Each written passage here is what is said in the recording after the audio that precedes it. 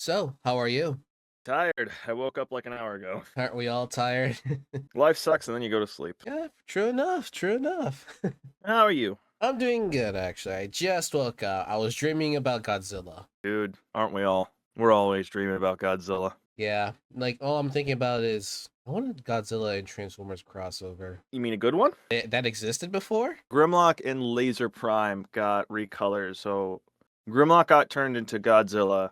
Laser Prime got turned into quote-unquote Kiryu. Oh, wait, I remember now. I actually own the Grimlock Godzilla toy. That kinda sucks. Yeah. Yeah, DNA did a pretty solid upgrade kit to turn him into real Godzilla, but you know. Yeah, it's just a recolor of the 86 toy, It's a good toy. but it's not Godzilla. They did nothing. They did nothing with it. Oh yeah, I should probably say it. Hello, audience. Welcome to the Blue Embers podcast interview video that I just made up this second. Joining me today is Scott McNeil, who is the voice actor of minor characters like Starscream and Megatron, but most of you know him as Charlie Brown in the Peanuts comics. Are those your most viewed videos? Surprisingly, the Peanuts one has more views than the Transformers ones. Well, only one of I them. mean, yeah, it's surprising because like so far my biggest video is the Spider-Man Joker one I did like 2 years ago, and I can't listen to it because it's just awful in audio The quality. most popular comic dub is Gravity Falls.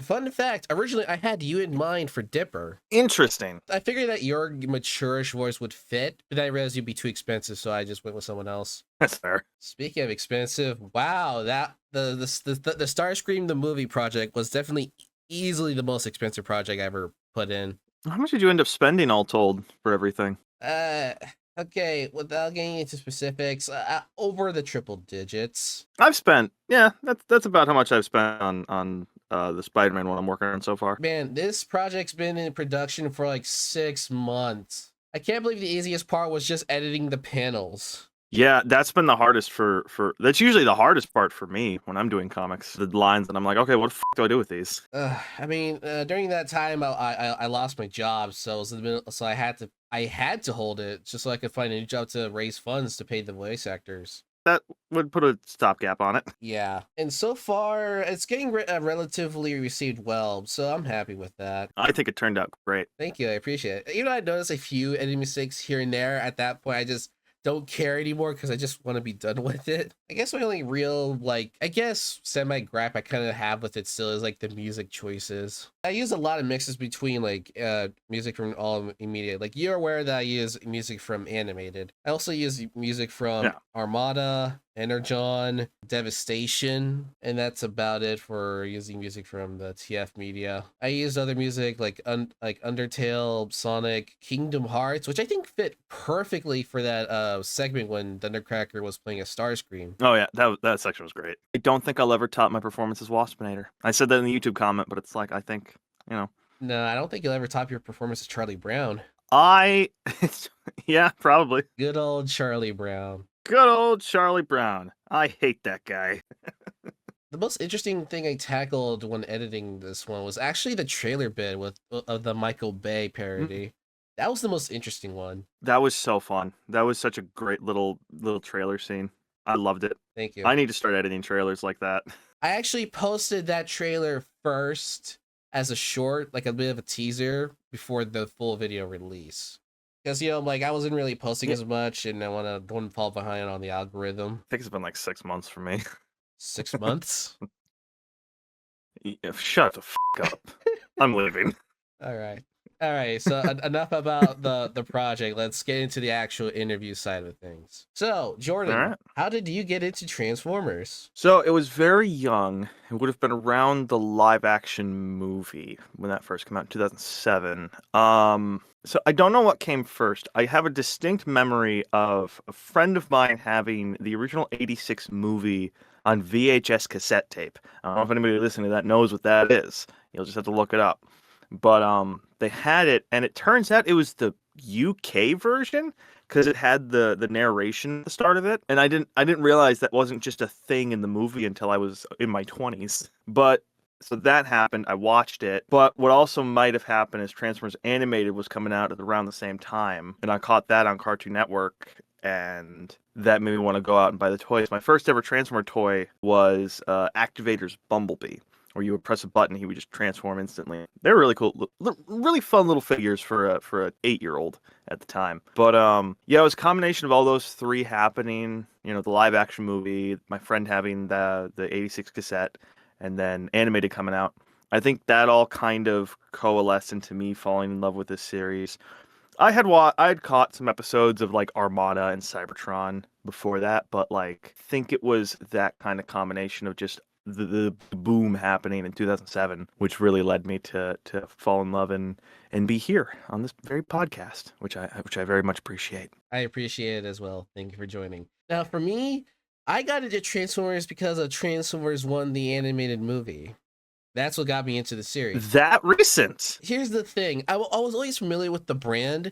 Heck, my dad was a fan of Transformers, and he was what used to be a fan of Michael Bay. Like he was familiar with his works in Bad Boys, so he always takes me to the theaters for all of the 4 movies. We didn't want to see the 5th one. I didn't even know Last Night was in theaters at all. Dude, that movie sucked. I hate that movie so much. We'll get to that soon. So yes, I did see 2007, but I don't have any memories of it. I do remember seeing Revenge of the Fallen and Dark of the Moon, and unfortunately Age of Extinction. And I did see Transformers Animated as it was airing and Prime, but it never made me a fan. I was just like a casual watcher. I wasn't really considered me part of the general public during that point. The normies, if you will. And then I watched Bumblebee in theaters and Rise of the Beast in theaters. I was like, I like them, but like I'm not. This doesn't hook me in. Bumblebee got close, but not enough. And then Transformers 1, I wasn't even gonna watch it. Like I thought it looked bad. Trailers, yeah, every story is the same with Transformers fans. Oh, the trailers look terrible, but turns out it was awesome. Yeah, they did not do a good job. I only went to watch it so I could get a free poster for Sonic 3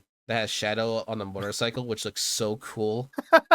They were doing that. I was like, sure, why not? I even got a free Transformers 1 poster they had left over from the fan event. Apparently, they have so much left over because people barely showed up, which is pretty sad foreshadowing. Yeah, it's a real shame. I'm just happy that guy is able to do another Transformers movie. I think he's directing the live action one. Yeah, he is. It's confirmed that he's going to be directing a live action one, which I have high hopes for. I think that G.I. Joe movie's still happening. I don't know. I don't want to think about it. It's a really weird after credit scene. So going into that movie with the lowest of expectations might have been like the greatest thing they've done, because it just punched my face so hard that I was begging for more. Especially that I had scene. 0 expectations. I had no expectations for that movie. This is a fan. Yeah. who loves this series, and it's like I was just seeing it's like, oh, like Chris Hemsworth, Scarlett Johansson. It's like I'm kind of tired of seeing these names. I was sick of Chris Hemsworth Brian after Tyree Love Henry. and Thunder. He's a great actor. It's just like I just don't think his Thor has been handled all that well since Infinity War, I want to say. I mean, he was okay in Endgame. He was fine. I got kind of sick of the joke real quick. All right, next question. What are your 5 favorite Transformers shows? Shows. Okay, that's a little harder. Yeah, just name like list off 5. All right. It doesn't have to be in particular order. All right, so Beast Wars, Transformers Animated. Cyberverse has honestly been pretty fun. I know it's wild that I'm going to that one for 3, but it's honestly been a fun little webisode series. G1 probably, and then I'd have to say the 2001 Robots in Disguise show. Yeah, you really don't want Prime to be on the list. No, I don't like Prime. I don't like it all that much. It's got its moments. I think its peaks are pretty cool, but on a whole, it's one of those things where you would think I would love it because it has everything I want. It has Peter as Optimus, Frank as Megatron. It's got a consistent storyline, pretty good animation. Josh Keaton's great. It's just mid. Unfortunately, it's just mid. I mean, at least we got Knockout. Frank is great as Megatron. I think that's his best performance as Megatron though in Prime. Well, Corey Burton surprisingly has like one of my favorite Megatron voices. Oh, Corey Burton. I was surprised how legendary. It's either him or David Kaye. Yeah, I was surprised how legendary he is as a voice actor. Like I was surprised in seeing him in so many things with such good range. Like I didn't know he was Ratchet, Shockwave, and Megatron. He's Spike in G1. Yeah, I didn't know that. Yeah, it's crazy the range that man has. And then he's Hugo Strange in the Batman Arkham City. Yeah, no, the man's got range, and I appreciate that. Definitely. All right. So technically, I don't have 5 favorite shows because I only seen Fully Prime animated. I'm still watching G1 and Beast Wars. I'm going to let you know something. I've never seen every single episode of G1. There's some trash in there. I guess so. But I do like the episode where some guy in a wheelchair was like, "You're too late, Ravage." It just cuts to Ravage taking him out of the window. That man, he takes a floppy disk and rips it in half. Do you know how hard that is? I don't. I'm not ancient, man. Like you go find like discs are pretty easy to snap in half, but like there's a lot of like, and it's not like he just snaps it in half. No, he tears it like paper. It's like, Jesus Christ. I guess he makes up for the lack of legs with insane upper body strength. Yeah. What is your favorite Transformers opening? Oh, animated. Oh, Cybertron. Our worlds are in danger. That's pretty good too. Hot shots. Jetfire. I already forgot the others. Vector Prime. Landmine. Scatter shots. Optimus Prime. Transform and roll out. Autobots wage their battle to destroy the evil forces of the Decepticons. It's like he's Australian or some shit. It's great. It's the greatest opening to TF media of all time. Like, it's the perfect blend of iconic cheesiness and a genuine bang. I have a soft spot for Beast Wars. I just started Beast Wars, and I'm liking what I'm seeing so far. Yeah, once you get past the animation, which is very dated. I already got past the animation. Like, it's a product for its time. I like it for what it is, and it also has better expressive animation than some modern 3D cartoons today. It's interesting. I think so. The character models and background stuff, that's trash. At least in terms of like nowadays. The actual animation, it's great. It's very expressive, very lively. A lot of personality in those characters. Just like Jimmy Neutron. Yeah, I haven't seen Jimmy Neutron in years. Oh, Jimmy, when can I see your mom? I can't even do a Jesus Carl. Christ. I can't even do a Carl voice. Actually, that's actually a good segue. What inspired you to do voice acting? So when I was a kid, I still am, but I'm a big fan of Batman the Animated Series and Star Wars. You know, I'd always liked doing fun little voices with my friends and everything like that. And so it kind of I discovered that Mark Hamill played both Luke Skywalker and the Joker. And that kind of led me on a journey to be like, that's awesome that you could do that with your voice. And so I took a combination of that, doing some theater productions in high school. It kind of led me to be like, I want to act and I want to do fun stuff with my voice. And so I went to college to learn acting. Really, it was just a way to learn voice acting. And so I just it's just kind of always been, it's hard to like nail down what it was specifically. I always just know that Mark Hamill is both Joker and Luke Skywalker was a big part, but it's hard to be like this like thing. But once I started to actually pursue this in earnest, like about a year ago, I think it was, when I really started to do stuff with it, it's such a blast to do. Like even this, like the auditioning, it's so much fun to just test out all these new voices and fun little acting things. And it's such a great time. All right, nice. Even though I technically voicing technically in your upcoming project and my own stuff and other stuff, I don't really consider myself a voice actor because I don't have I don't have that like same drive and range as others who do. So I do felt a little self-conscious when I decided to voice Thundercracker in the videos. You did a great job. Oh, thanks. I appreciate that. Even with that, I still feel like I don't feel like my voice should be the voice of Thundercracker. So like, a part of me kind of like sometimes like searches around like the internet on Twitter to look for demo reels to find which voice can be the character, and I still haven't found that yet. So I guess for the meantime, I'll be the voice of Thundercracker, and also it's also to save a lot of money. Yeah, I mean, hey, I don't think I'm the best voice for Megatron, but I'll keep voicing Megatron because I love doing it. At least in my own stuff, like, you know. Yeah, you definitely have the most range out of all the VAs I contacted. Like, you did Waspinator, Rat Trap, Starscream, and Megatron. And Optimus. And Optimus, yes, you did. And Spike, and Charlie Brown. And Dinobot. It's him, Silverbolt in Beast Wars, Rat Trap, and Waspinator, all voiced by Scott McNeil. That's the joke. I don't know if you. Oh, I didn't know that. Yeah, it's like call me Scott McNeil the way I'm doing all these characters. That's why. It's because he voices like 4 different characters in Beast Wars. Sometimes all in the same scene. Impressive range. Impressive range. Yeah, no, he's insane. You should see him at conventions just switching between the 4. Yeah. Back to the comic, Dub. What is your favorite line read in the comic from your performances? Probably the Waspinator one. All right. Well, okay. What's another one? Oh God, I'd have to look it up. I have this thing where I don't really think about my specific line reads. Probably when Starscream finishes, I'd have to go back to look at the exact line. But when he finished watching the thing, he's like, pretty impressive, but irrelevant. A line that actually made me like that oddly made me pause editing and go, "Oh my god, that is so good! That is so good!" Was the line when you said like, "Warts? Listen, I can't pay What? you, so let's just forget this whole thing ever happened and go back to fan fiction or whatever it is you do." I said that like it was a slur. That's honestly the best way you could take the Starscream is treat things like a slur. I was like, it's bolded. He's being a.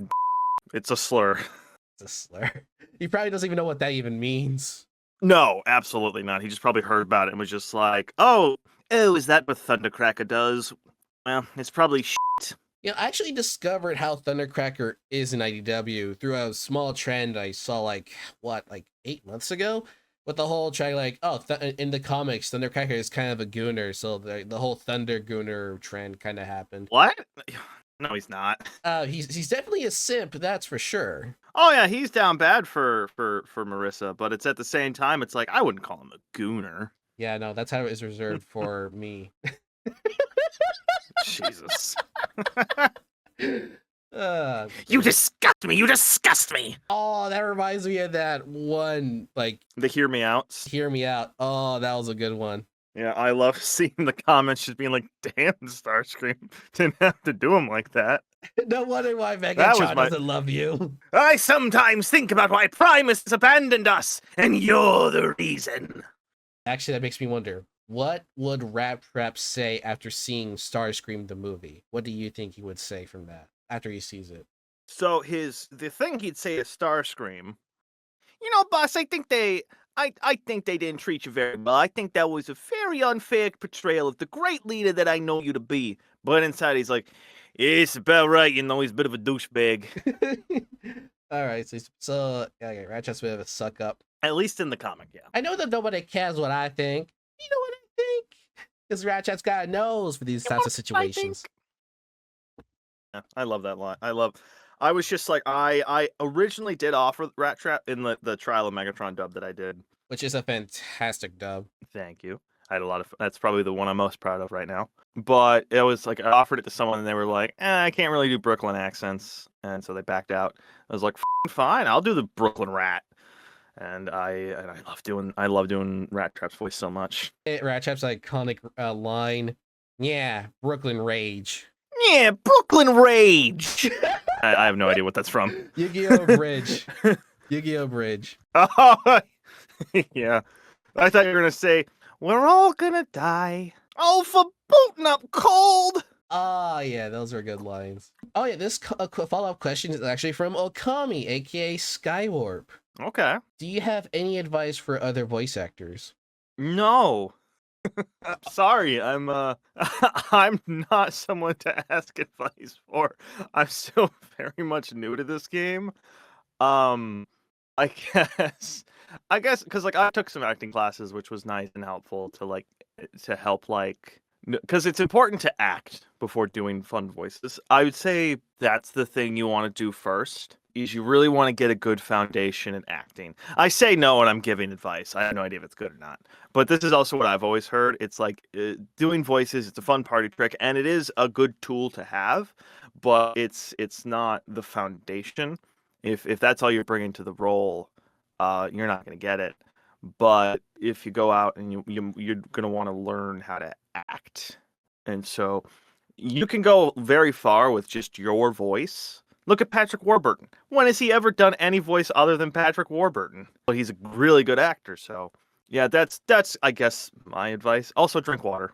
Drink a lot of water. I drank so much water during that session. Yeah, I forgot to mention. Okami is actually my voice director. I asked him if he could like be my voice director since he's more experienced at voice acting. I'm gonna need some like how Mm. to direct certain scenes, in which you would know because you got the early sneak peek of the bloopers.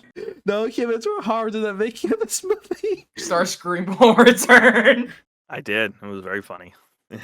But yeah, I guess for Okami, that would be my advice. But otherwise, don't ask. Don't. I'm not the one. I'm a fraud. I don't have like, I'm still very new to this, so it's like I feel like whatever advice I can give, you would find other places with much more talented and much more experienced people than me. So yeah, that's I've always been told act before doing voices, but that's just what I've been told, and I think it's been helpful. So, what made you start making comic dubs? God, what was the first one I did? I think it was a Persona dub I did.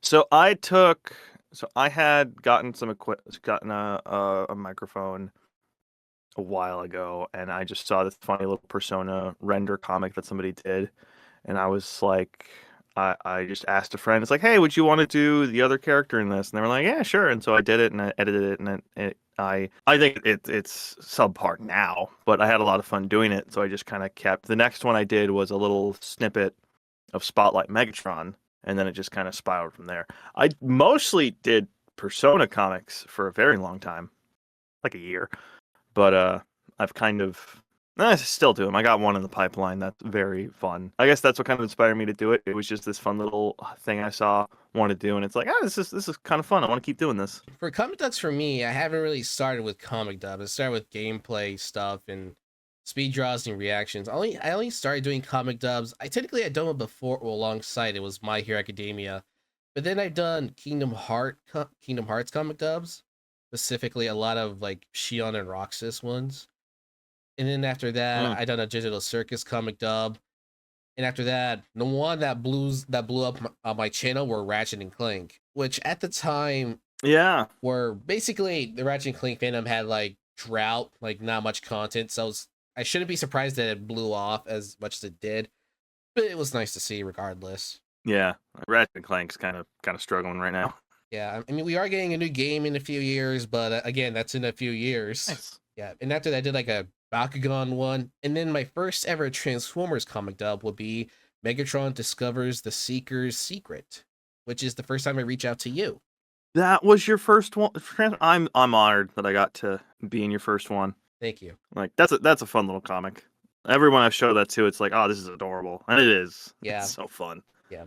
Something I'm pretty sure you notice because I do show you the behind the scenes of my work sometimes. I take a panel and I sometimes just for the context of that panel I would either cut out a word bubble and fill the blanks in with the art. I try to like edit and make it art that looks seamless, and so I could cut out the next bubble for the next panel so it look more natural, so it doesn't get in the way. I done that a few times for the Thundercracker one, when that scene where Thundercracker was over the soldier thinking about putting stuff through the work through. Yeah, you added a little piece of the wing. It looked really good. Thank you. I did that only did that a few times with a few of the comic does, some of the Ratchet and Clank ones, and a few of the Transformers one, and especially the Gravity Falls one. That one did a lot of work because I tried to make it look as seamless as it is. It was really tough. Transformers one.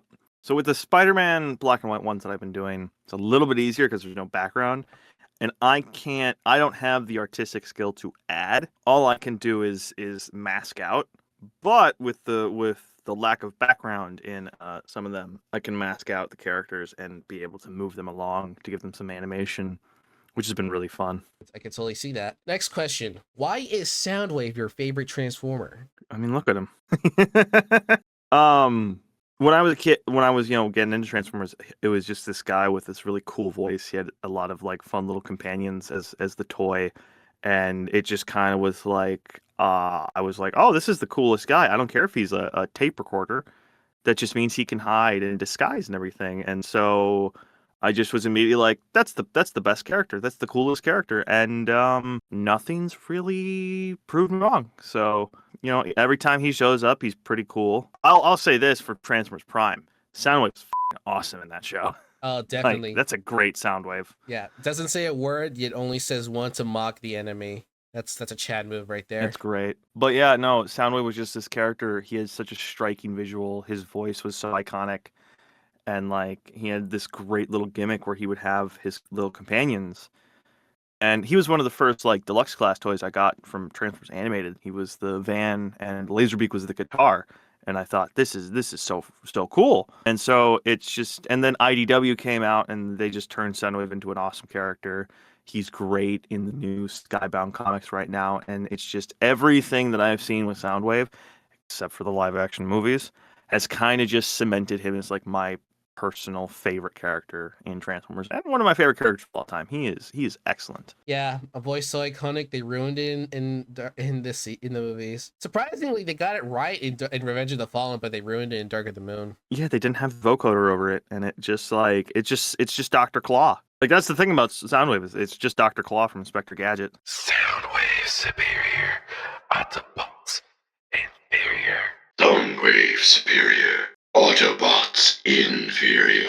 Soundwave in the live action, genuinely, his appearance in Revenge of the Fallen is his best appearance because he actually looks like Soundwave somehow, and it's a good design for him because there's no other Decepticon that could be a satellite. I don't know. I was disappointed in his showing in Revenge of the Fallen because like when Soundwave was announced, I was like, oh, cool, Soundwave. He's in like 2 minutes of the movie. It's good to see Soundwave was useless because he was. What did Soundwave do in the movie? This. Yeah, true. But like, I like the toy. I like the toy when it came out. Yeah, at least it's better than him being a car in Dark of the Moon. I didn't even know that was even Soundwave. Genuinely, that they said his name out loud. He looks like a generic Decepticon. My problem is that like I'm okay with him being a vehicle, but like he didn't like the head wasn't the same. He didn't have anything involving like the classic tape deck chest, which admittedly it's kind of hard to do with a vehicle. That's why it's like you want like because the Reactivate toy, it's just the hood of his car, but it's shaped like it, and when it transforms, it just looks like the tape deck. And I just was looking at it, I was like, that's not Soundwave. That's not Soundwave. That's Barricade in disguise. And then Barricade shows up in that movie. Yeah, despite having Frank Welker on board, they just didn't add the radio filter. His the most iconic thing about him. No, it's so I don't know why. Maybe they thought it was too silly, but it's like, but that's Soundwave. I don't think you can get any sillier than that. I mean, heck, you literally have scenes of dogs humping each other and Tom Kenny humping Megan Fox's leg. Come on, set your standards higher. Oh, that's high art. That's high art. Yeah. I hate those movies. This is technically later down the line, but I'll skip ahead to this question. Is Age of Extinction your most hated Transformers movie? No. Oh. It's Last Night. I hate Last Night so much. Completely fair, man. That's the only movie I didn't see in theaters. Because Age of Extinction, John Goodman's in that movie for quite a while, and I love John Goodman. And I like Crosshairs. He's voiced by John DiMaggio. But like I don't even hate Age of Extinction. It's just like a whatever. I'd say it's probably better than 2 and 5. But yeah, no, Age of Extinction is not my most hated. It's definitely Last Night. It's the movie. I saw that in theaters, and I watched every single one. And when I watched it, because I watched, like a very small child when I watched Revenge of the Fallen and Dark of the Moon, so it was like, oh, I didn't really know what a bad movie was. And then Age of Extinction came out, and it's like, well, it's got some things I like. But come Last Night, it just broke the spell completely. I was like, oh, this is trash. So, I'd say Last Night is my most hated. Granted, I haven't gone back and watched them in like almost 10 years now. So, since Last Night came out. I seen it relatively recently, a good few years ago, and they're not worth it, man. The only good thing I like is Anthony Hopkins. Like, get off the sub! Get off the sub now! I appreciate Anthony Hopkins not trying. I mean, you could blame him. He's just there having fun. Yeah. Oh my man, Nitro Zeus, John DiMaggio could have been so good. Yeah. The Decepticons had personality, and they just killed him within seconds. Come on, brah. Well, that's why they gotta get rid of him. And that's why I'm upset that Michael Bay's back. Yeah. All right, next question. Do you ship anyone in Transformers? Not really. It's weird because it's not like there's no fandoms where I don't ship characters, but with Transformers, it's just not really a thing in my head. I don't hate it when it happens. Like when romance transfers happens, that's fine. But like in my head, it's like it's just not the forefront. It's not what I watch Transformers for. And so, I mean, I guess Optimus and Alita, that's pretty cool. In G1. Um, and Skybound, I love the messy divorce drama that's going on. Oh yeah, apparently it's gonna get even worse in issue 30. Yeah, boy. But yeah, shipping was just never a thing that I was really like conscious of, and so it was always like not conscious of. I've been aware of the concept of shipping for a while now, but like Transformers, it just never transferred over to this little world, and so yeah, it's just I have no problem with it. I have no problem with, relationships in Transformers, Springer and RC was cute in the original G1 cartoon. RC and Ilarion in IDW, that's pretty fun. But yeah. Well, this is actually a follow-up question to the shipping one. Do you think Guillermo del Toro would make it an amazing Human X auto Transformer movie? That man could do anything he wants, and I would eat it up like slop. So yes, I do. Okay, so you're not against the concept of humans and Transformers being in a relationship, then? No, I don't. I've seen worse. I've seen worse on the internet, man. Yeah, that's what a lot of ships feel like for like most fandoms. I have some that I like love, but like 99.9% of ships I see, I'm just like meh. You do you. Fair enough. All right. If Transformers 1 is your favorite movie, what is your favorite moment from said movie? When Megatron, or I guess D16, rips Megatronus Prime's T-Cog from Sentinel's chest. I love that scene so much. He turns into Kratos for a little bit. Like Brian Tyree Henry, he just channels that old Greek Kratos from the original PS2 trilogy. Oh, that would be so cool if they had running Kratos' VA to voice Megatron. That would be so cool. Oh yeah, TC Carson would have been great. All right, mine is the whole like the birth of Optimus and Megatron thing. Like, I mean, those two scenes are pretty interlinked. yeah, but it lets me speechless. That whole like, Arise, Optimus Prime. like his death theme from '86 be used as a theme for his birth. Genius, man. I love. Oh, It's a great scene. Perfect.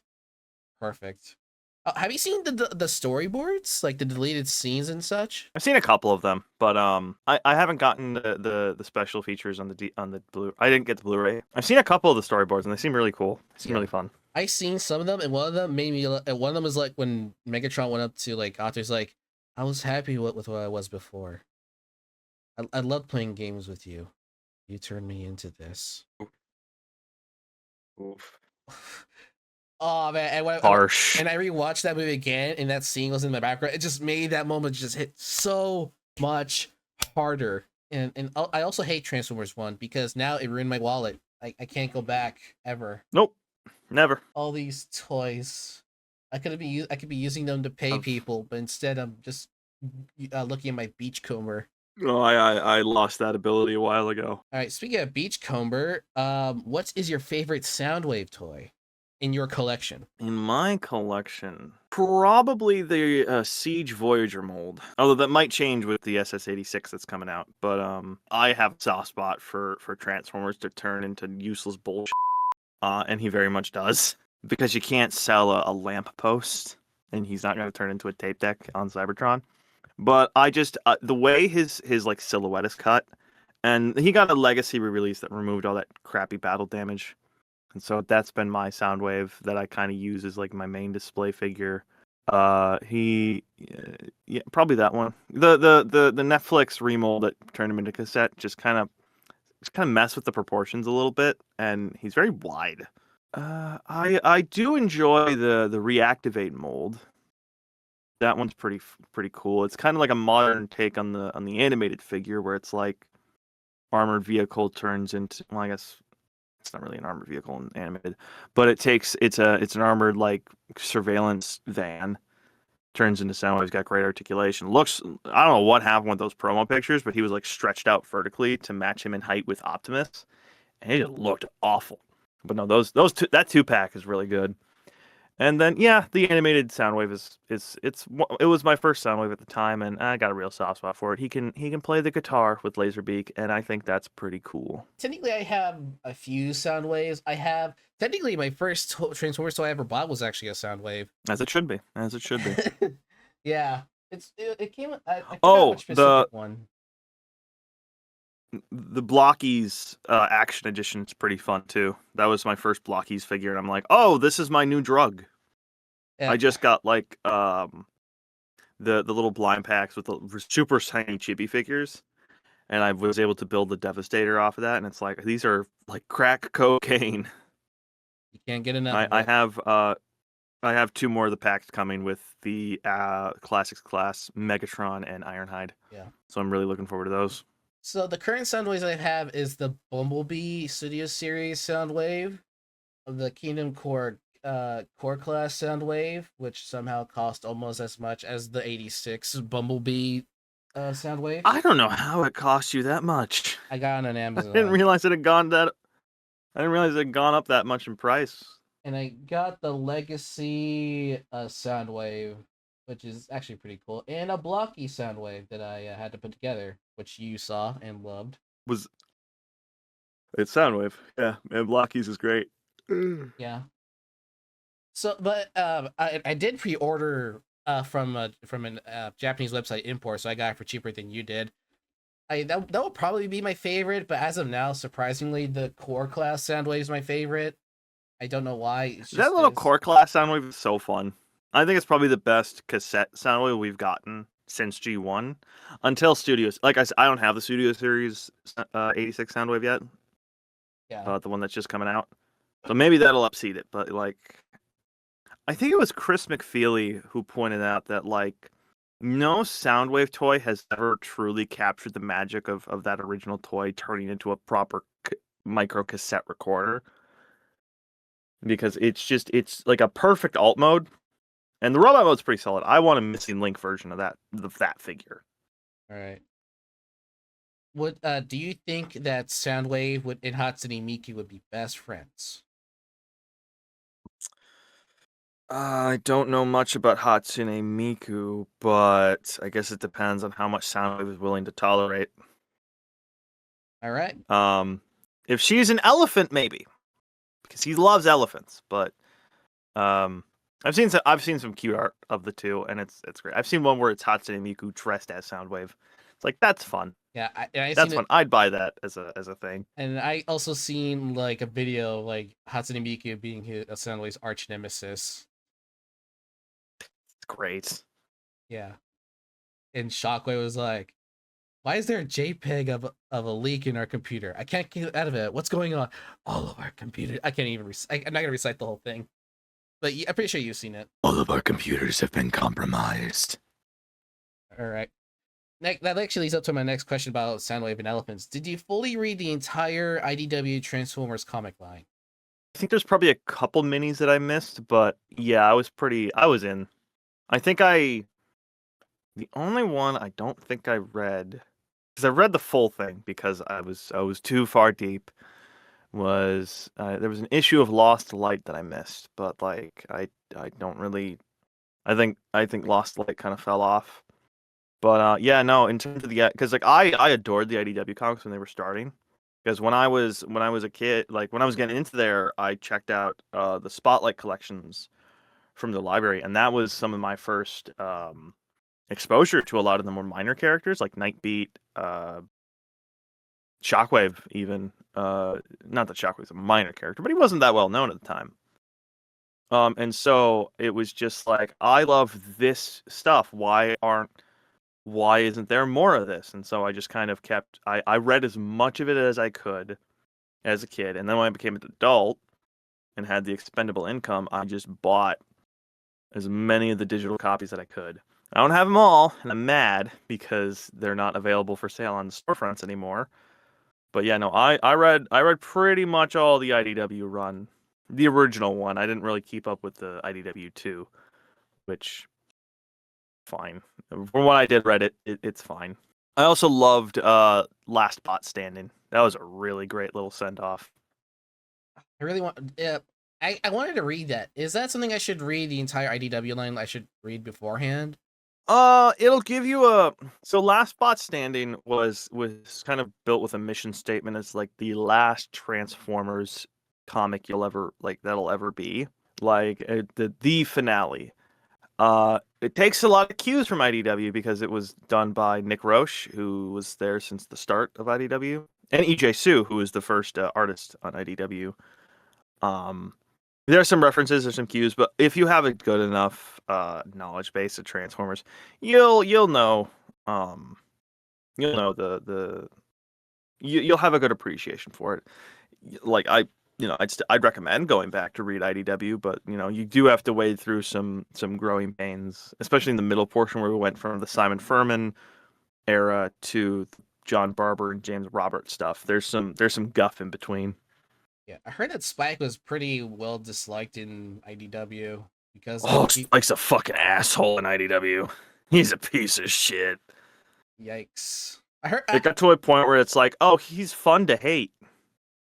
Oh, okay, so not like Paul. Okay, cool. No, he's a real egotistical, entitled little shit who gets by on doing the things he does because his daddy is a military bigwig. Mm. He's the reason Prowl is as evil as he is in IDW after a point. Huh. Well, kind of. It's more a situation where he's willing to do whatever it takes to win the Autobot Decepticon war. And so that means he does some dastardly things. Wow. Good thing I bought a Siege Prowl then. Well, I didn't even buy him. I want that Earthrise Prowl. I want that Earthrise Prowl, but it's fucking expensive. All right. Okay, what are some comic storylines you really wanted to dub in IDW? You already did Trial of Megatron, so like, is there any other storylines you kind of wanted to dub? I mean, ideally, I'd dub the whole thing, but that's just not feasible. Maximum Dinobots, maybe. I would love to dub. It's a Dinobot. It's a Grimlock focused miniseries about his time on Earth against Shockwave and Scorponok. There's some Spotlight issues. I'm working on Spotlight Megatron now. It's been kind of put on hold for a little while just because, it's technical difficulties. But a lot of the Spotlight issues I'd love to do. Spotlight Shockwave was always a thing that I wanted. Some of the Overlord stuff, like Last Stand of the Wreckers, I'd jump into that wholeheartedly. But yeah, but in terms of like longer stuff, yeah, it's Maximum Dinobots would probably be the one. I'd also really like to do Last Spot Standing at some point. I have an idea, but that's going to be a project that I'm not going to commit to right now. Yeah. Technically, I kind of want to dub All Hail Megatron, which is a beast of itself. Oh my god. But only specifically for the Thundercracker parts, because like that's where Thundercracker finally started to shine as his own character. So I have a mixed feeling on All Hail Megatron because what it did is it completely like I don't know if this might be too strong a word. It kind of ruined everything that Simon Furman was building up in that original run of IDW comics. Completely upended every single plan he had. There was a human character named Hunter on Ion that was gonna probably be built up to be a bigger deal. Kind of ruin that. And like, but the Thundercracker stuff is cool, and that leads into the ongoing, which really delves into that more. He's a much more serious character in that time, though. He's not the goofball he is in the comic you dubbed. Yeah, I'm aware. It's just kind of a. Go ahead. No, you go ahead. Is it we're like a smiling friends? No, it's just kind of. The whole movie thing was just kind of a quirk of his. That he was like, oh, movies are pretty cool, and it wasn't his whole personality. It felt like. Yeah. Not that I mind that, by the way. I do really like Thundercracker and IDW. Yeah, I mean he's definitely even with the whole like movie thing, he still has his own perks. Like he's like technically an agent of G.I. Joe, right? No, that's Skywarp. Oh yeah, that's Skywarp. Their interaction in the spotlight of the annual comic was actually pretty good. That was fun. It was great. You guys did a great job, you and Okami. Thanks. Hmm. Okay, let me think about it. Yeah, cause like I did raid like some of IDW other stuff, like him. Where did was it shown that he was given a dog, or did did the dog just appear out of nowhere? He just had a dog starting, and I think it was Robots in Disguise. Hmm. Like when they went back to Earth for like 2 years of not being on Earth. Yeah, if I recall right, that's when he reunited with Soundwave, and then he discovered like an island full of like what dead Cybertronian robots, if I recall right. I think it was clones of Thrust and Ramjet. Yeah, I recall. He was still like a soldier in a sense, just like a neutral soldier. And I do like his interaction with the Prime, where they like set up the ambush. Like, you, a Decepticon, using wordplay. Hey, I'm still working on it. I even almost have an agent. That's great. Yeah, I am liking that they are leaning in like the movie quirky personality into it while still being serious. I like his interaction with Bumblebee, Mhm. which I also dubbed. That was really good. Was that in the Spotlight Thundercracker series I don't or think the one shot? I don't think so. I actually own the one shot, and it's not that. It's that one shot I think is related to space asteroids or something. The one I think of is when Yeah. Bumblebee's reaching out to Thundercracker to help with something with in South Korea. Mm. I don't remember that one actually. No blame, yeah. The first time I actually started voicing Thundercracker was with that whole Michael Bay art style that I hate so much. Was his own like Not reflection. good. Yeah, but it doesn't look terrible. I'll say that. It was with that whole like him like surviving the crash and him having a self-reflecting and such. Yeah, I think I remember that. I remember the IDW did some comics in between, and Thundercracker was a shockingly big part of the movie tie-in comics. He's the only Seeker to have a toy in all three movie toy lines and never been in the movies themselves. I'm shocked they never went and decided to redo the Blitzwing as like the Seekers, because like that Blitzwing mold is real good, and you could easily turn it into a Starscream or a Thundercracker, but they just never did. It's a one-time use mold. I'm actually currently kind of in the middle of a project of another Thundercracker IDW thing that's actually kind of in the hold. It's a whole interaction between him and Starscream after he helped out the Autobots with their situation. It was like after Bumblebee talked him into it. Yeah, that's currently in production. It's on hold because I haven't finished the editing panels and I haven't paid the Starscream VA fully yet for all the lines. I can't believe I wasn't chosen. Ah, I chose the that's joking. guy. I'm joking. Yeah, it's the guy who voiced Starscream in your Trial of Megatron. He's great. He's really good. Oh, it's Quill. Yeah. Yeah, no, he's great. I got him to do Starscream for the Spotlight Megatron thing, and I'm like, I feel bad because I mean I paid him, so like it's I don't think he is too upset about it, but like I got to the part where I was supposed to be and I have started to edit his lines, but it's like other stuff came up and I just haven't gone back, and I feel really bad about it Tell me about it. That's how I because he feel. recorded those and got them to me like back in the summer. All right. Speaking of comics, let's move into Skybound. What's your favorite Daniel Warren Johnson issue? God, probably issue 2, honestly, with the whole thing with the deer. I read that issue and I was like, because I read the first issue and I'm like, this is pretty solid. It's pretty fun. I'm really looking forward to this. The deer happened. And I'm like, oh, we got something generational right here. And that whole run is just incredible. I think it's some of the best Transformers media that we've ever gotten. I'm excited for the animated series that's coming out of that, but I'm nervous. I don't want it to be 3D, and I'm afraid it's gonna be. Well, it's gonna be 3D for the vehicles. Let's be real. To be Chick honest, knife, it's nothing. easier to 3D model a vehicle than No. it is to draw one by frame. You are right. That doesn't mean you should do it. True. I don't know. Earthspark would have looked so much better 2D. Prime. Well, maybe that's not that specific art style, but like we haven't gotten a 2D animated series since Transformers Animated. And that was almost 20 years ago. That hurt my soul to say. You're, dude. It hurt my soul to be like 20 years ago. Wow. 20 years, like, well, like Oh. 2 years will be the 20th anniversary of the live action movie, and it's like, I don't- no, what? I don't want to think about it. Beast Wars is 30. All right. What is your favorite? Well, other than the deer, what's your second favorite moment in Daniel Warren Johnson's run in Skybound? Would it be a cheat to say the other scene with the deer with Megatron? Yes, it would be a cheat because it's still irrelevant to the deer. Probably the scene with probably when it's in issue 23, I think, when it's Sparky and Optimus, and like Optimus is finally overcoming the infection in the Matrix. That whole scene is just it's beautiful, and it brought a tear to my eye. It was beautiful. Why can't Daniel Warren Johnson stay for another year? Why? I think because his contract only said 24 issues.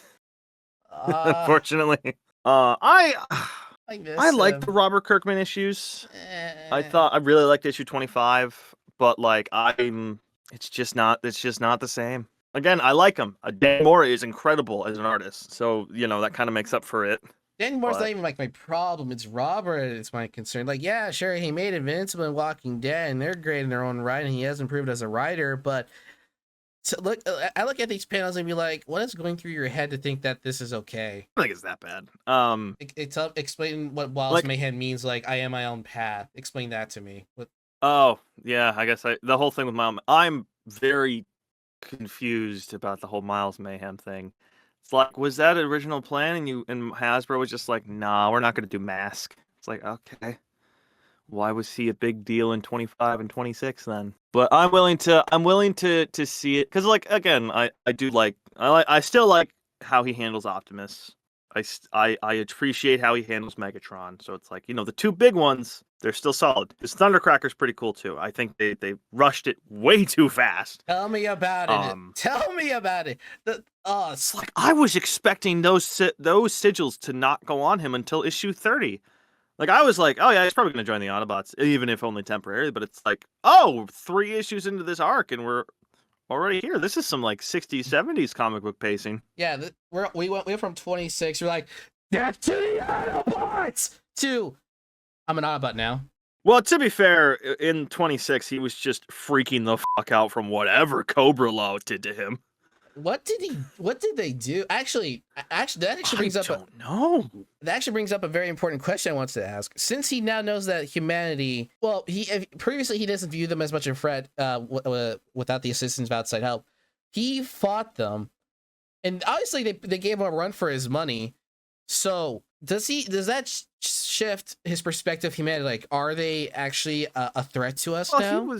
So I don't know, and I don't even think that was like an issue. Well, no, because he was like, "You're small and weak. There's no reason to kill you." But at the same time, it's like the senseless slaughter was a big deal, regardless of whether or not they could fight back. It's like, but they're not fighting back, so why would you slaughter them? So it's like, I don't think it does, but it might. I'm interested to know what happens when he comes face to face with Megatron again. That's gonna be fun. Yeah, my guess is that he'll probably rip off his wings. Probably. I love how vicious Skywarp is in this. Yeah. Like it's like he's been gone for like 20 issues, and as soon as he comes back, he's like, time to slaughter some humans. I got time to squeeze in a few. I got time to squeeze in a few human murders. We can fit that into our schedule. Yeah. Speaking of Skywarp, I've got. What do you think of my take on the Saya Skywarp character? Did you voice Skywarp? I did. Yes, actually. Oh, the southern one. The southern one. It was so wild and like out of left field. It's like, this is great, and like Southern Skywarp, it's not something I'd turn away from, but it was just something like, are you trying to do an Okami impression? Because I can hear it, but it's also like, why Southern? I tried to implement. I mean, I am dubbing this, but I tried to implement a few of my own thing here and there. So I like, well, since Thundercracker does have a grudge against Skywarp, rightfully so. So, like, why not make him sound like a fool? I mean, even the dialogue, the way he was describing his teleportation was pretty underhanded. So I was like, why not? Let's go with the Southern route. Yeah, people like making fun of Southern people for all the right reasons right now, for reasons we will not get into. Oh yeah, I love doing southern accents though. Like they're so much fun to do. Yeah, they're fun. Unfortunately though, there was like the perfect southern take, and I wasn't recording. I could never reach that same performance. I can never Now you know reach it. how it feels. I do. There is nothing worse than being like, this take was great. What do you mean I didn't hit the record?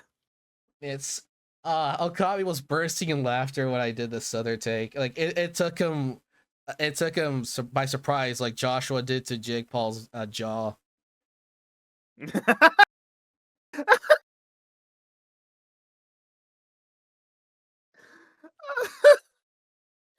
Jake Paul. Oh.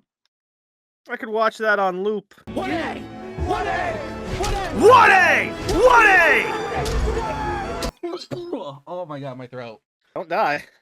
Not I can't die yet. All right, so I want to go back to Thundercracker for a bit on Skybound. I agree with you. He should have become an Autobot at least in issue 30. I do like the conversation we do have though with Optimus. Yeah, I thought it was handled very well, and then it was just all of a sudden, oh, he's got the symbols. Okay. There's part of me that's happy that Optimus Prime is finally all fixed up. Because it's like, it was cool. It was really cool in issue 24 when he was just like wired, like his arm was attached by wires and shit. But like, yeah, I'm happy to see Optimus back in full. The Megatron arm was cool, but like, it's good to have it back. It's good to have you back in his prime. Bing. Oh! Insert laugh track. Statler and Waldorf over here. Oh yeah, I actually really like how Robert's handling Ultra Magnus. Like he's definitely been the highlights of these issues. Well, except for the whole General Flag interaction. That felt way too quick. I feel like that situation isn't resolved. I think we're gonna get more of that. Hopefully so. I'm willing to hold out on that one. I didn't know who General Flag was at first when I was reading issue 25 because I'd totally forgotten about his character because he was in like one scene, and it was like, who the is this? General Flag. He's cool. I like. He has a nice he's personality. Cool. He's talking shop with Optimus in a way that I'm like, oh, this guy's pretty fun. What is your name? Because he doesn't introduce himself in the issue. I do like his interactions with Wheeljack. It's pretty cool. I like how they're like immediately just like chill each other, like, hey, you're on my good side. I love Wheeljack. He's a sleeper favorite of mine.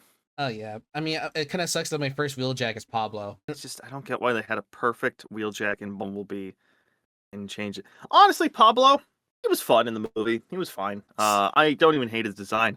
I just don't know why he's called Wheeljack. Such tranquility. Hey yo, what's with the accent? Where are you from? Cybertron? I don't have accent, and frankly, that's kind of racist. But he's a robot. I like Rise of the Beasts. I like it too, as much as it butchers the Maximals. Primal was fun. I like Primal. His Studio Series toy is pretty solid. Honestly, you have a good toy, and I'm like, yeah, okay, you're fine, I guess. Yeah. As it should be with Transformers, to be honest. Because at the end of the day, this is a toy show. Yeah. So it's made to sell toys. I'm actually kind of surprised that Thundercracker wasn't like fully on board. Like once you hear like, oh, Megatron's back, he still isn't like good with like the Decepticons. I'm actually kind of surprised. I think because Thundercracker's whole thing is he always kind of has doubts, and so seeing the pure senseless slaughter probably like kind of kicked him. Again, I don't know. We're only 3 issues in, and that was a pretty ominous smirk at the end there. So maybe he'll turn on the Autobots again. Well, Thundercracker's whole thing is honesty. Like he's been the most honest Cybertronian aside from Optimus. So I kind of doubt that he'll willingly like go back to the Decepticons. Maybe they'll go through the IDW route, not have him be like a movie fan, just like neutral for a bit, watch from a side. I don't know. Maybe they'll pull an Armada Starscream. Who knows? I don't remember if he ever. It's funny because Armada Starscream was at his most heroic when he looked like Thundercracker. Yeah. Now I look like Thundercracker. I'm like, oh, so Thundercracker does exist. Yeah. Speaking of Armada Starscream, I since I'm an artist, but I can't draw as much because I have nerve damage in my arms, which limits my drawing. I can edit fine, but the drawing's the limit apparently, which upsets me. I really miss drawing. Oh, damn! I'm sorry about that, man. Yeah, I'm trying. It'll heal. Just it takes forever, which upsets me a whole lot. But yeah, here is my best art piece yet. Holy sh! I assume you'll put this up on screen, but this is really good. I love the perspective here. Yeah, it was really challenging, but it was also really fun and surprisingly I'm kind of decent at drawing mechs, which is surprising because I remember hating drawing them when I was a kid. Apparently that's the one thing with like if you don't draw Transformers early, it's kind of hard for people to go into drawing them. Yeah, I only draw like I remember trying like Kiryu and like the Dragon Zord like one time while I was in like high school, and I just didn't want to draw them anymore. And then I drew Optimus, which he looks pretty bad. Actually, let me find that Optimus one. And the Is that based on Prime? Yeah, Prime and Red. I guess I combined the two. It's okay. Yeah, Good. The Starscream one was my second attempt. Yeah, no, it is an improvement. Oh wait, a scene that I would like to see with Thundercracker is I don't know, like what city did the Decepticons attack while Thundercracker was in that he helped the humans escape? Was it Seattle? Yeah, Seattle. I would actually like to see the scene of the citizens of Seattle like recognizing Thundercracker and going up to him and thanking him for giving them the chance to escape. That would be pretty fun. That'd be pretty solid. Yeah, and Optimus can see like he really has like a heart of gold. Like Thundercracker, like in his core, has a sense of honor. Like he does have a heart of gold. But what about that he said he's still dedicated? He still believes in Decepticon cause. So what is the Decepticon cause to Thundercracker at this point? Like what's the benefit he still values within it? Because he's still, as he says, a loyalist. I'm very curious to know. I think I need more information before I can. But like, I'm still excited for the next issue Transformers, because even though I think Kirkman's run has been a step down, I'm eager to see the messy divorce between Optimus and Lita. The elite issue I'm excited to see is the abusive relationship that we're about to have between Thundercracker and Megatron in issue 29. That one I'm excited for the most. I worry for Thundercracker. I don't think he'll die because apparently killing Transformers is super hard to do. Apparently, I am so upset that they keep bringing back like. At least with Cup it's justifiable because we got the joke. Cup is half full. But like with Bumblebee and Ratchet, it's like just keep them dead. They're gonna come back. They're gonna come back. And Jetfire, he just comes back off screen. Imagine how awesome if they just had like a few pages centered on Jetfire finally coming back, and then instead of dialogue, we just have like scenes of art, him looking at himself, and then he just transforms out into the stars, and then reverts back to his robot mode, and we see a joy, like the face of joy in his face, and relief as he comes back down to from orbit. Yeah, that's my big problem with Kirkman's run. I think so far, there's a lot of words and not a lot of just letting the art speak for itself, which is fine. It's a different way to let, because that's what comics used to be, which is walls of text, and which it's fine in its own way, and you can get into it. But when you go from EWJ's run, which was, it had a lot of just, not a lot, but like it let the art speak for itself sometimes. Kirkman's, where he's very wordy. Yeah, it's a bit jarring. Like I can't even, like if Robert did what Daniel Warren Johnson did with Optimus at the whole like hospital scene when he used the Matrix, I'm pretty sure he'd like I must use the Matrix to help the people of. He'd have a speech. Yeah, he had a whole speech as he did. Instead of that, like just the silent, instant. No more death. No more death. Less is more. Less is more. Yes. Granted, his Megatron speech at the start of issue 25, very good. Oh, it's perfect. I can't even argue just on that. Running down the Decepticons and being like, so here's why you suck. You're all trash. Laserbeak, you're pretty okay, but you failed me still. I mean, I love how he specifically gave Laserbeak some slack. That's so specific. Oh, I love that. You're not against the Starscream returning eventually.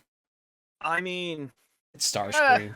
There was kind of that implication at the end of issue 24 anyway.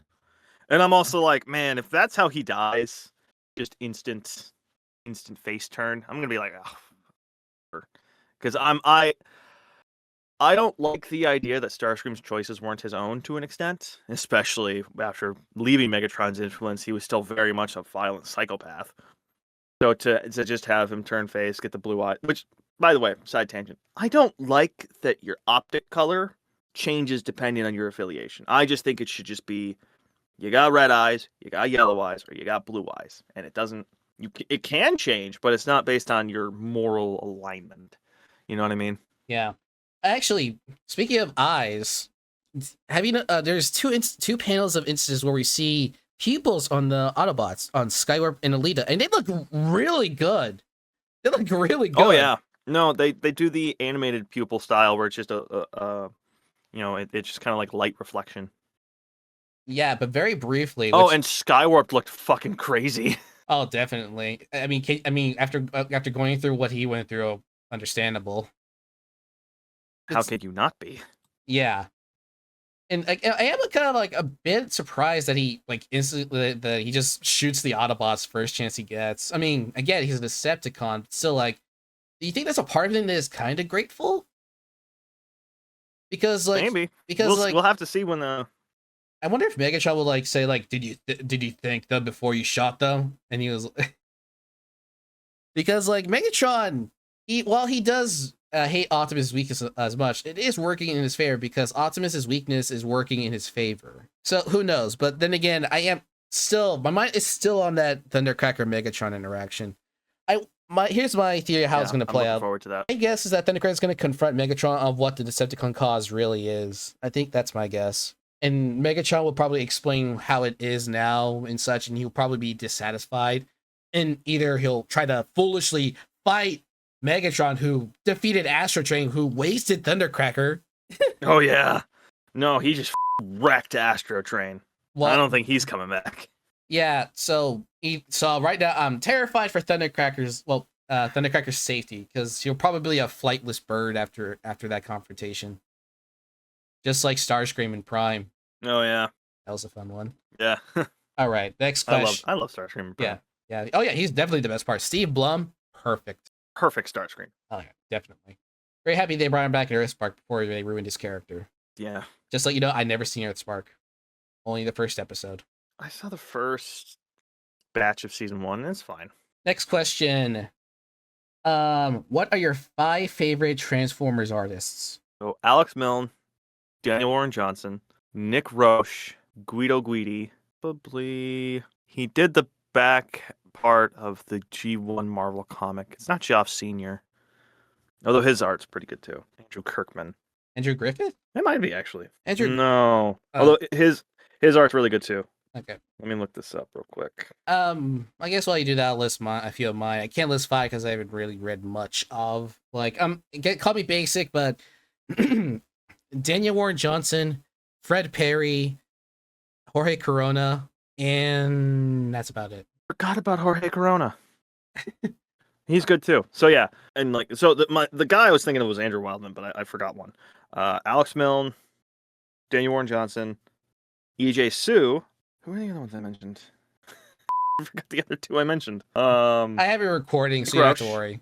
Yeah, I'm doing this for me because I'm gonna be upset if I don't remember it. We'll just say Jorge Corona because he's incredible. I really wish they kept miss him on. him, and I hope he comes back. I mean, it's a big possibility since Dan's only around for 6 issues, or maybe That's crazy. Or maybe they'll bring some IDW artists into the forefront. Maybe they'll bring back the artist who did Trial of Megatron.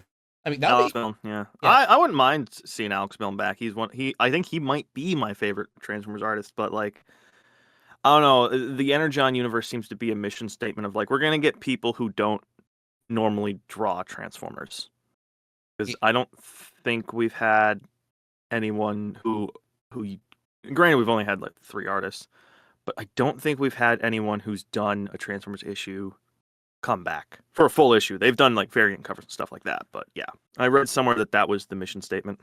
Yeah, I'm kind of surprised they didn't announce an artist after that.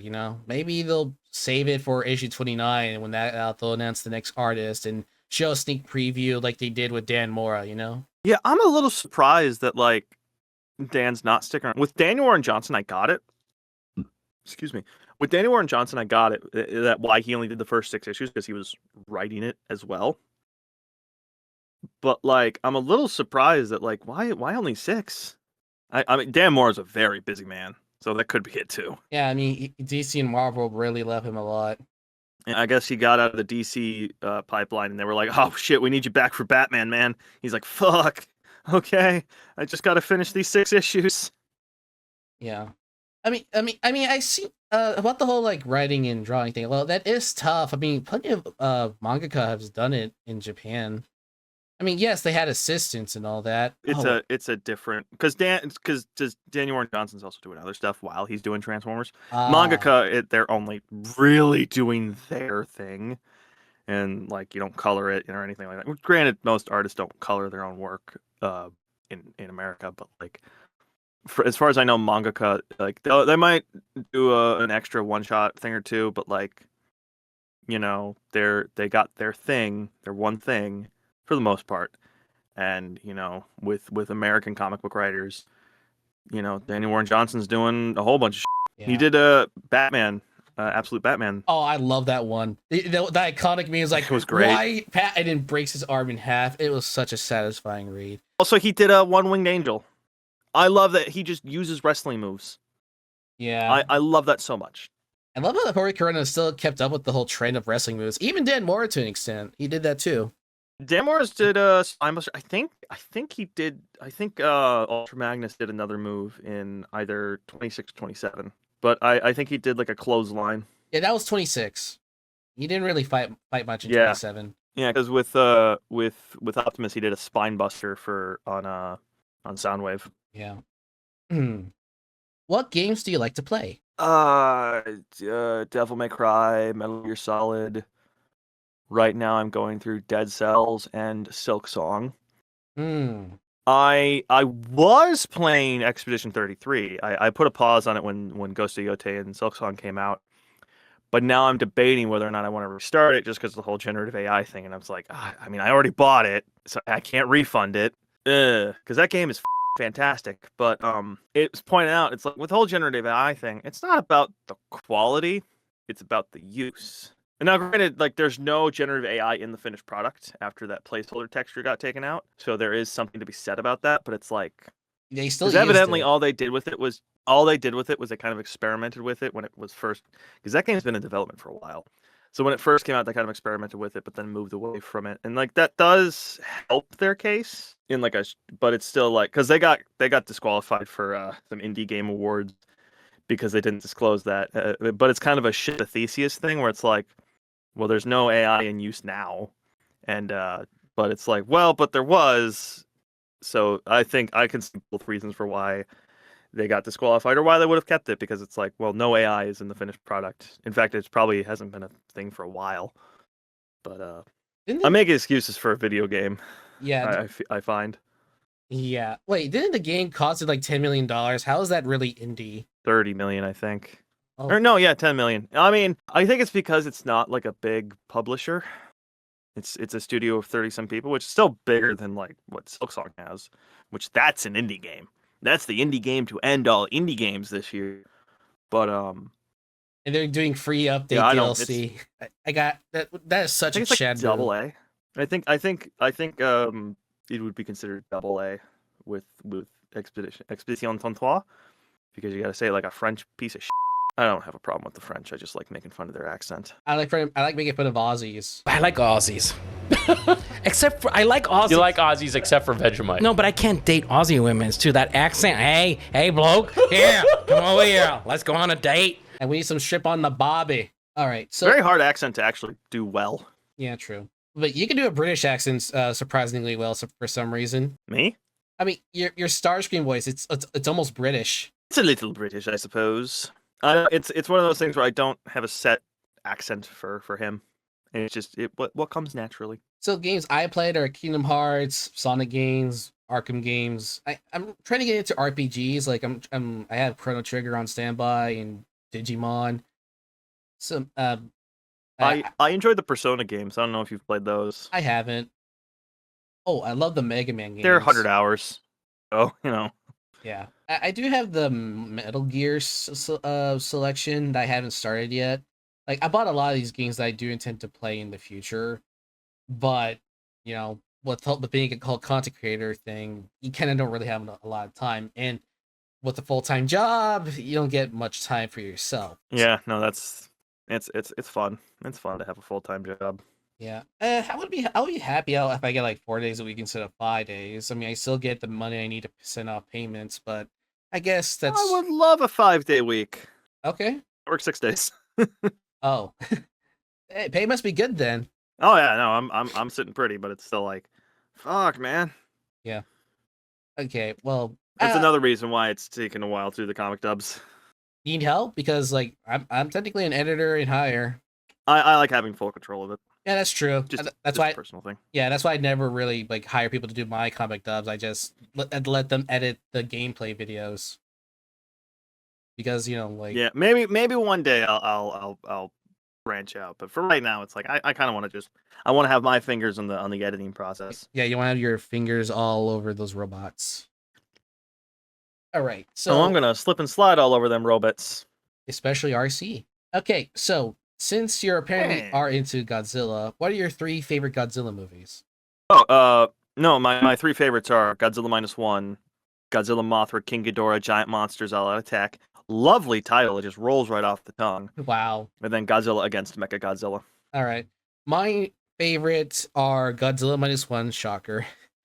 Godzilla versus Kong. Oh, sorry, no. Godzilla and Kong, Hollow Earth. The one where Kong rides The New rides- Empire. Yeah, the one where Kong rides Godzilla. Yeah, And that one's fun. the third one,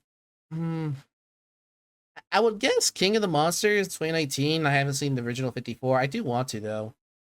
Like I'm relatively new in the whole Godzilla thing. Yeah, I've been in love with Godzilla since way before I was in love with Transformers. Like Godzilla was the first. Like I was like 2 or 3. My grandparents had King Kong versus Godzilla on VHS. Again, well, I mean they have more excuse because they're old, but I watched that, and then I watched I want to say Godzilla 2000, and it just kind of spiraled from there. And unfortunately, there's not a whole lot of Godzilla comics you can dub. Not because like they don't exist; they very much do. But like it's a lot of Oh, it's not a lot you can do with it in terms of it's like just putting them on screen using music that will absolutely get your shit copyrighted, and then like yeah, it's like I mean it'd be cool one day, but it's hard. There's not a lot of good dialogue to read. I'm very excited for -0. That's gonna be an interesting movie. Oh, you mean Goo? Goo? Yeah, it's stylized. It's GOO. Oh, Goo. Goo. Oh my gosh. Goo. Goo. Yeah, I'm excited to watch Goo. Oh man, I wonder how. It's like, Man, I mean, it makes sense why it's called that, but it's also like, okay. it I reminds don't think you guys thought about this. me when Akira Toriyama named the new Dragon Ball movie Dragon Ball Superhero. Really should have just been called Dragon Ball Superhero. But hey, It's Kira Toriyama's a character. definitely. All right. I forgot Yamcha existed. Nah, I mean, I think even the fan base forgot about Yamcha unless he's a popular meme. I mean, at least Tien is still relevant. I mean, we got the I hate everything about you AMV. All right. So, what are your favorite superheroes? Spider-Man, Batman, Wolverine, Superman. I like Wonder Woman and Deadpool. All right. Mine is Spider-Man, Batman, Superman, Nightwing, Robin. That's about it. Moon Knight is very underrated. Yeah. That's another Ooh. one. Moon Knight. Technically, I would say Red Hood, but he's an anti-hero, so that would be his own category. Yeah, I like him as a villain Oh, he's in his original oh yeah. return arc. Oh yeah, Under the Red Hood, such a good movie. I rewatched that movie endlessly, and we'll still have a good time. That movie every is time. fantastic. Yeah, and I was very confused as a child. It's like, why is Deadpool in a Batman movie? yeah, man, John DiMaggio is such a good Joker. Like, oh my god. Shockingly good. Yeah, and his return is to play as that Joker again in that horrible sequel. Man, he stole the show. Yeah, no, he's great as Joker. Yeah. He's one of my favorites. Speaking of which, I don't think I ever asked you what's your least favorite Transformers show. I know Iron it's John. Yeah, that, yeah. I hate Transformers Energon. Not okay. I knew it was Energon. What's okay? Well, what about what's in front of Energon? Probably the Machinima web series that they did in like 2016. Oh, It was a Combiner Wars, Titans Return, and whatever the other one was. They would tie into those series that came out like a year after they ended. And it's not good animation. The uh, writing's pretty piss poor. wasn't that done by Every Rooster single Teeth? voice actor. Yeah, every single voice actor is just sleepwalking through. Yeah. Look at they got Dashi XP to voice a Combiner, and it's like, okay, Matt Pat too. Okay, internet. Um. All right. This is possibly the last question. What are your favorite cartoons and anime and manga? Might as well. So for cartoons, probably my all-time favorite is Batman the Animated Series. Basic bitch taste, but like It's that was great. pretty formative for me. I bought the Blu-ray Yeah. set. Yeah, I have the Blu-ray set too. Finally, you have Mask of the Phantasm on Blu-ray because of that set. Which is wild it took that long. For anime, easy answer would be Dragon Ball Z. But there is a little anime, a 2-season anime called Megalobox. It's basically a boxing anime. I heard with, about like, it. Super, like you got like robot powered punches and shit, and it's like it was really solid. It's like a throwback to old 90s anime. The first season's kind of just your standard tournament arc, which it's fine. But season 2, it's like it gets real good. JoJo's Bizarre Adventures as well. It's, I love that show so much. I'm so mad at Netflix for how they handled the release of part 6. Yep. And then for manga, I don't know. Have you ever heard of Parasite? Oh, I've heard of Parasite. Didn't the -1 director directed the live-action movie of Parasite? Maybe. I haven't heard that, but it wouldn't surprise me. But yeah, it's basically like there's aliens that take over humans, I think, and like their heads can transform. One character gets it stuck in his hand, and it's a fun little. I have all 8 volumes. It's nice. It's short. It's a quick read. Same with Akira, actually, the original manga. Although the film is quite good as well. I read Akira and I seen Akira. I do like the manga more. It's so funny. That manga is like over 1,000 pages, but because it's all pretty, like there's not a whole lot of dialogue a lot of the time. It's a quick read. Yeah, he definitely took advantage of the less is more route. Oh yeah, I was right. He did direct the part 1 movie of Parasite in 2014. Yeah, awesome. I know he's mentioned he'd want a Hollywood actor in one of his Godzilla movies, and it's like Nick Cage is right there. Nick Cage would be in it. Yeah. He'd probably do it for a tenner. Oh yeah, actually, have you met the Angry Video Game Nerd? Like personally, no. I did. Oh, nice. Yeah, I got him. Seems like a pretty cool guy. Yeah, he is a pretty cool guy. I got him to sign my -1 Blu-ray set. Awesome. With the quote he said in his Godzilla video game videos, like, "Gosh dang, I was born too early." I got the quote wrong. I said like I was born too early for this, but close enough. Yeah, with the Pipeworks trilogy. What about a manga that hasn't been adapted yet? I don't. Unfortunately, well, Kagurabachi. It's the new one coming out. I mean, I think it has an anime announced, but technically it hasn't been it released. It used to be Chainsaw Man, but that anime came out and it was so good. But yeah, Kagurabachi's that's what I'm reading right now. It's pretty solid. Yeah. Okay. So for me, a manga that's currently out that hasn't been announced for anime adaptation that I love, and I hope it doesn't get canceled. I really hope it doesn't. It's called Hero Organization. It's so good. It's so good. And I'm really upset that it doesn't have a lot of attention. I'm happy it's over 50 chapters right now. I'm really am happy. But I'm scared that it might get canceled. I just hope he gets to end it. Yeah. Oh my god. And there's this manga that did got announced but got canned regardless. Like the anime got announced but it got canned right after that, which pissed me off. Was Kill Blue. It's about Okay. Yeah, Kill Blue is about a hitman, the best of the best, John Wick. Yeah, middle-aged man, divorced, but he got stung by a bee. Got turned into a middle schooler, and now he is sent on a job to protect a student in school from. So yeah, Kill Blue. I recall describing what it's about a middle-aged hitman got stung by a bee.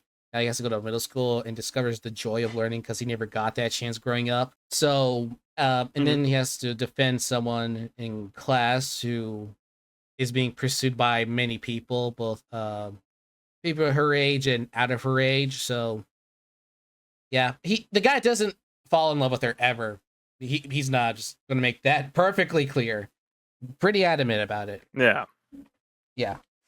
He's more sees her as like his daughter because of the way she would like act.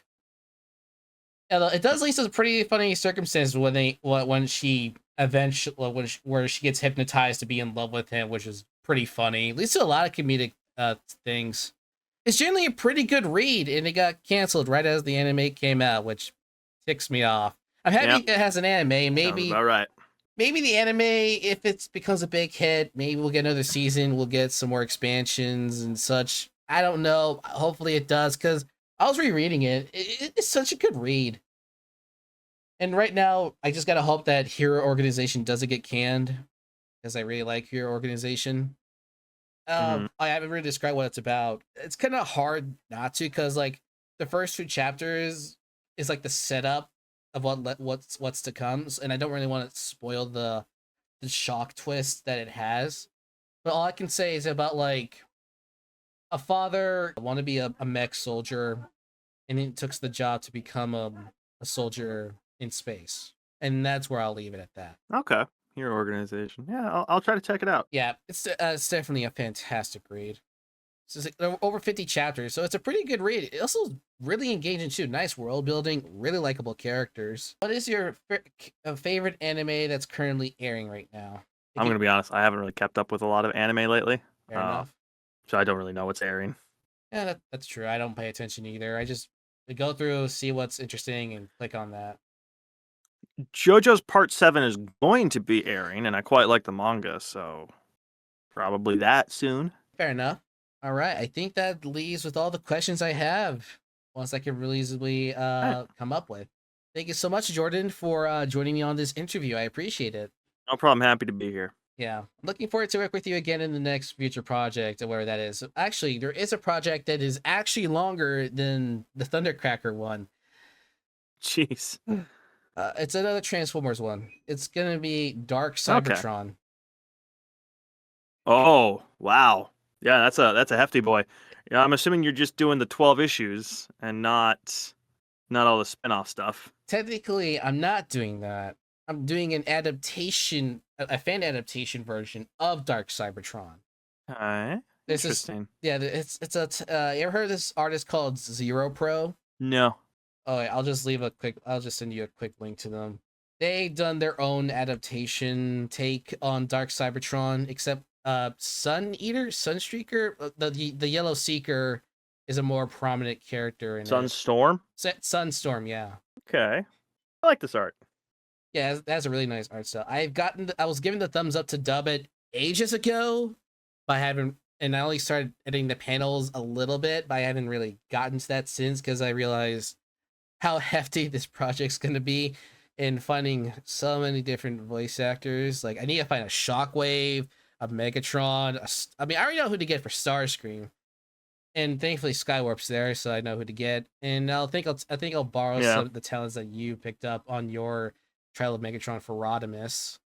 Oh, he's great. I gotta reach out to see if he's because when I do Last Bot Standing, I need to reach out to him and see if he can do an older Rodimus. But yeah, he was. I loved him as Rodimus. Oh, can't believe, how did I skip this question? That's completely okay. This is one last question. Do you think that Transformers the movie 1986 is overrated? I don't know. I've been seeing a lot of hate for it lately.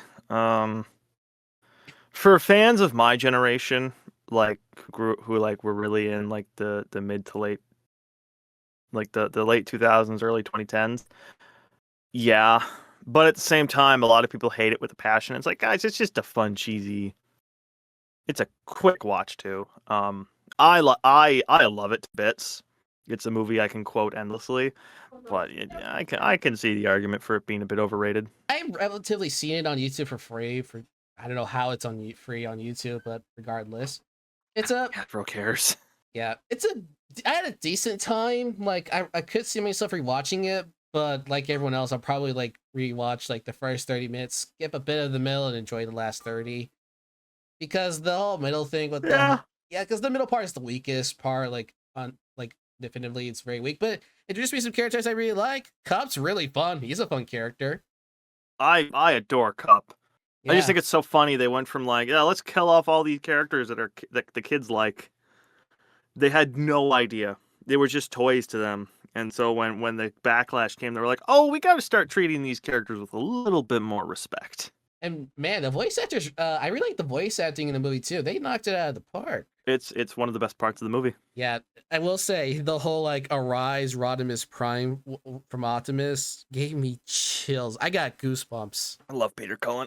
We all do. I don't want to think about it. I do really want to meet Peter Cullen. I had a chance in 2020. He was coming up to GalaxyCon where I live, but then 2020 happened, so Yeah. it was like, I guess I can't. Yeah. What would he have? Yeah, him him and sign? Frank were going up there. What would I have had him sign? I was planning on getting. Well, I have the Cybertron games. Probably would have got him sign that, but I probably would have gotten I think Walmart did like versions of the Siege Voyager figures with like cell shading. I probably would have gotten those and just hadn't had Frank and Peter sign them. Yeah. What I would have gotten since the hardcover deluxe editions are out now, I would have gotten him to sign that and maybe had him say one of the lines from the issue, like small but mighty. Yeah, I love that line. Me too. I love how Daniel Ward Johnson uses it as a a full circle moment in issue 24. I'm so upset that he's gone. Now we got Robert Kirkman. I say that like as a bad thing, but Kirkman's fine. he's fine. Just that. Why is he on a He speed is run? okay. Why is he on a speed run? Yeah, that is weird. That is weird. It's like he's going so fast. It's like, Kirkman, you got. I don't know how long your contract is, but I'd assume 24 issues like WJ. You got time. And it's on Image, and he's This like isn't the 60s. We can go a little slower. yeah. Isn't he like a big like name in Image? Like again, he made Invincible in Walking Dead. So and he's actively writing Void Rivals. So like The Energon universe is his brainchild. So yeah, he's a name. He's a name. So like again, what's with the speed run? Is it to try to connect all the dots in the Energon? I think that's just how he universe? writes. But I read his Invincible. I think that's just and how he writes. Yeah, but I read his Invincible comics, and they relatively took their time. I didn't feel any rush to it. But so I why? have no idea. So why is he rushing for The man's Transformers? strange. Yeah. Oh, actually, no. What's your favorite sound wave? Sound wave? What's your favorite sound wave iteration of the character in the animated media? Probably Prime. Like, it's not my favorite design, but I love the Silent Killer. Until Robots in Disguise ruined it. I don't respect that show. I don't want to talk about it. That show doesn't exist to me. Fair enough. This time for real, all the questions we have for today. Thank you so much, Jordan. I'm looking forward to working with you again in the future. No problem. It was an honor being here. And I love voicing Starscream for you. So do I. All right, have a wonderful day, everyone.